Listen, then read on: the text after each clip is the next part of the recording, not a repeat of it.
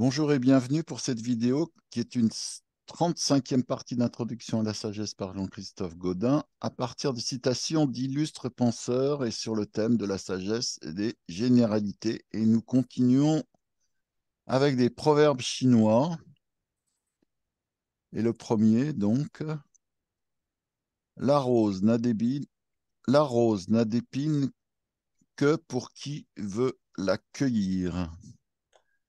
Effectivement, c'est d'abord une métaphore réelle, c'est-à-dire que quand on observe de loin une magnifique rose, on est ébloui par sa beauté, et puis on observe aussi qu'elle a des épines, mais bon, ça nous est un peu égal. En revanche, si on veut la prendre, la couper ou la caresser ou je ne sais pas quoi, là, attention aux épines, ça fait mal. Et donc, la métaphore, par exemple, dans un couple, quand un homme a une femme, c'est quand on la voit en apparence, elle est belle, elle est fraîche, elle est attrayante, tout ça. Mais quand on la côtoie, eh ben, on se rend compte que nul être humain est parfait et que la beauté a aussi ses épines. Et ça, c'est surprenant au départ. Quand on est jeune, on croit que la beauté est parfaite, tout ça, neutre et tout. Mais en fait, quand on côtoie une femme belle, on se rend compte qu'elle a ses épines psychologiques. Et souvent, elle nous en fait voir de toutes les couleurs. Oui, c'est peut-être un peu pareil pour les projets ou je sais pas quoi. Des emplois aussi, quand on les voit de loin, c'est très attrayant, etc. Et puis en fait, la réalité est souvent tout autre quand on rentre dedans, quand on se fait embaucher, et quand on est en contact avec les intervenants ou les collègues dans ce travail. Alors là, ça me fait penser à une anecdote personnelle dans ma vie. C'est quand j'étais jeune, je voulais absolument devenir professeur de mathématiques et transmettre ma passion. J'avais l'utopie du travail bien fait avec une classe qui m'écoute constamment, tatati tatata, l'utopie.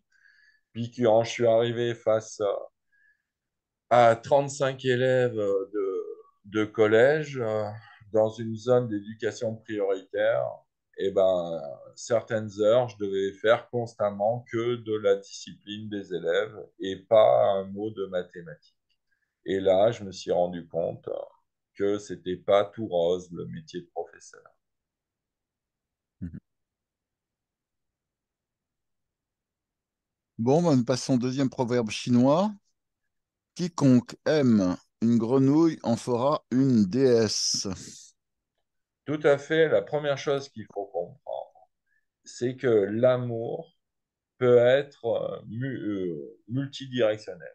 Ou dit autrement, on peut aimer n'importe quoi, ce que l'on veut. Un petit caillou, un grain de sable, une grenouille, une voiture, ou je ne sais pas quoi encore. Ça, c'est ce qui est génial avec l'amour, c'est qu'on peut aimer n'importe quoi. Une fois que l'on aime une chose, la plupart du temps, c'est un catalyseur d'émotion. C'est-à-dire que la beauté de cette chose va être transcendée par notre amour pour nous.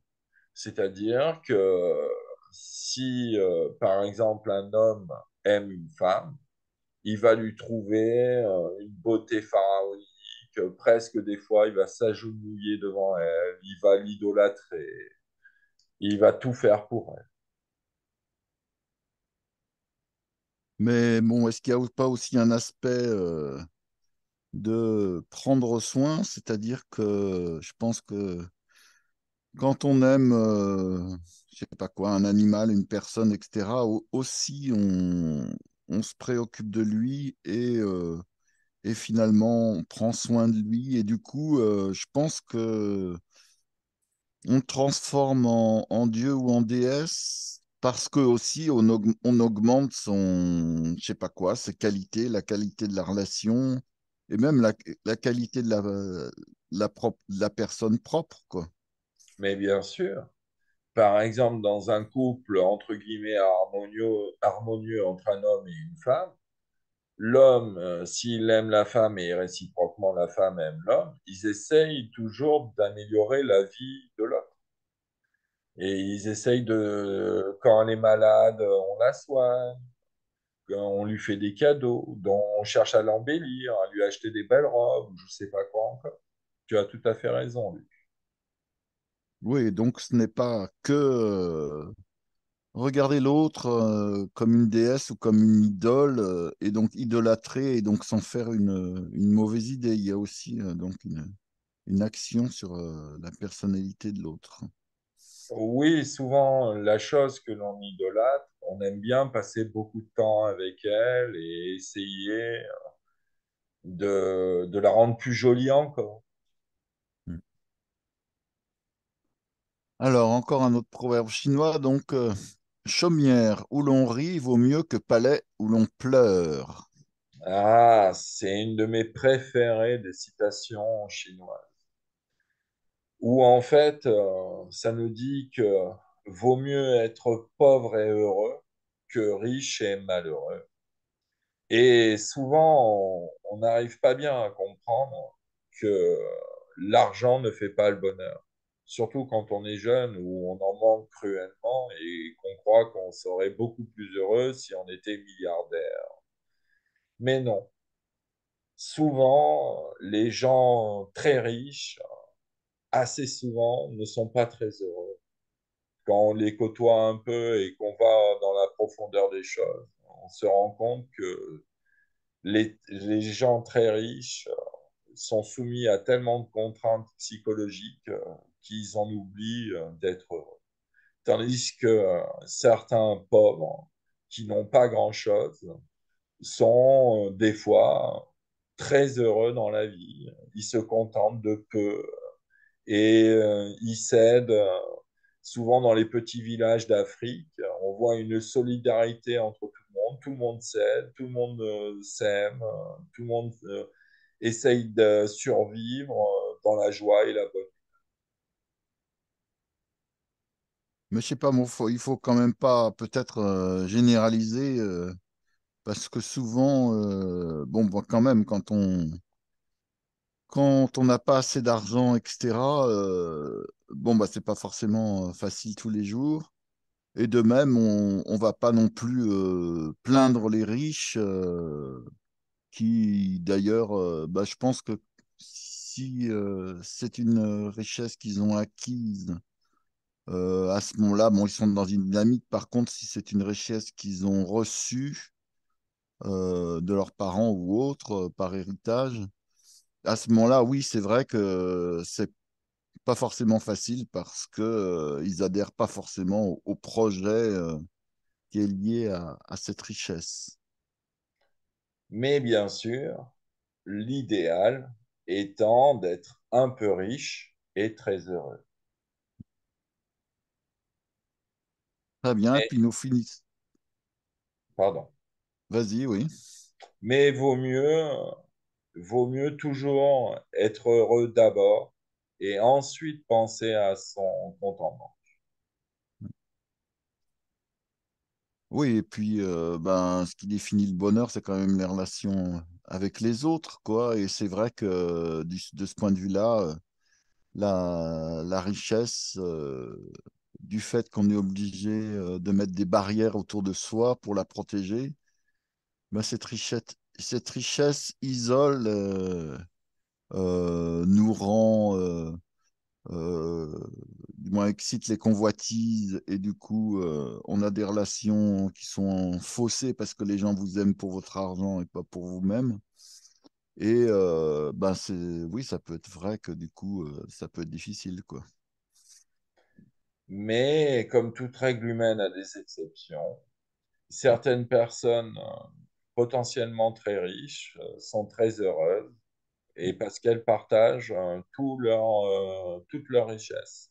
Et l'exemple meilleur que je connais actuellement, c'est celui de Mathieu Ricard, qui est un moine bouddhiste qui a fait vœu de pauvreté, mais qui est aussi un écrivain qui veut propager son enseignement. et il a vendu des millions de livres. Donc, il s'est fait des millions de dollars en royalties et tout son argent, il le donne aux pauvres en Inde, au Tibet ou dans ces zones-là où il construit des écoles. Donc, ça, c'est très bien. Et bon, est-ce que le principal finalement, c'est pas, quel que soit l'argent ou autre, est-ce que c'est pas de justement d'avoir un projet qu'on mène à bien et qui finalement nous motive dans la vie, quoi, et voilà, il nous rend heureux. C'est ça, c'est le bonheur d'abord. Et l'argent, si on en a, bah autant, bon, d'abord profiter soi-même, bien entendu, mais après, si on en a plus, autant en faire profiter un maximum ses Mm. proches et l'humanité. De toute façon, quelle que soit la somme d'argent que vous gagnerez dans votre vie, à votre mort, il vous en restera zéro. Oui, c'est vrai. Et bon, finalement, si on a un projet qui nous tient à cœur, est-ce qu'on a vraiment besoin de d'argent, quoi? Et ça dépend des projets et aussi, malheureusement, nous sommes dans une société capitaliste qui fonctionne. Le nerf de la guerre, c'est l'argent.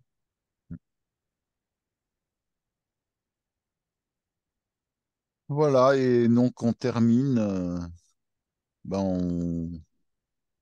par ce proverbe, donc, l'imprévoyant creuse un puits quand il a soif. Ah, quiconque a fait un trou chez lui, dans son jardin ou ailleurs, sait que c'est beaucoup d'efforts pour creuser un trou, surtout un puits qui est très profond. Et aussi, si on a des cailloux, bonjour les dégâts. Donc, il vaut mieux creuser le puits quand on a de l'eau à profusion pour se désaltérer face à l'effort. Donc, en fait, cette citation est un peu inverse. Ça veut dire qu'elle dit attention, si vous êtes imprévoyant, vous allez avoir beaucoup de soucis plus tard. Et donc, sa contraposée, c'est qu'il vaut mieux être minimum prévoyant, surtout quand on devient chef de famille avec femme et enfants, où il faut prévoir la nourriture, la boisson, le chauffage, le toit, les vêtements, etc. On est obligé de gérer beaucoup, beaucoup de choses et de prévoir à l'avance et de s'adapter. Mm.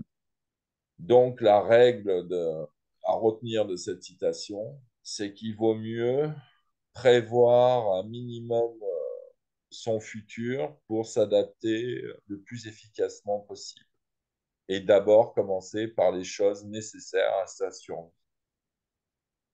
Mais bon, est-ce que c'est pas non plus un réflexe naturel que bien évidemment, on va se préparer à cette situation, on va organiser les choses parce que ben, on est sensible justement à ce qui peut arriver et on anticipe les difficultés.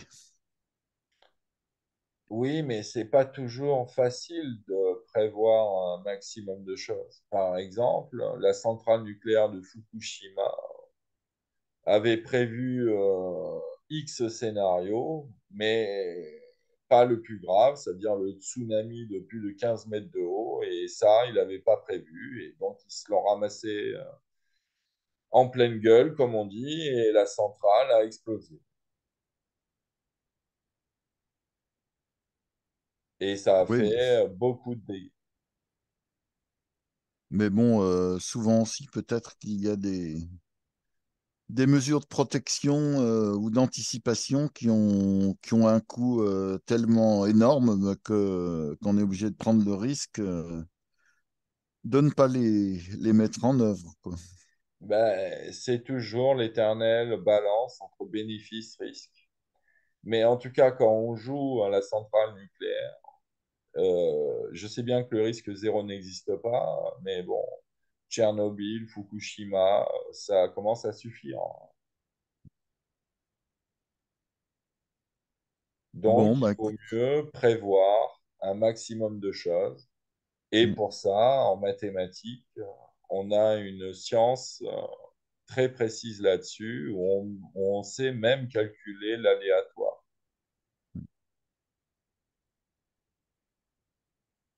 Bon, bah, voilà pour cette 35e partie d'introduction à la sagesse, voilà par Jean-Christophe Gaudin à partir de citations d'illustres penseurs. Et c'était sur le thème de la sagesse et des généralités qui nous tiendra encore un certain nombre de citations. Et donc pour la prochaine fois, encore 4 citations, 4 proverbes chinois.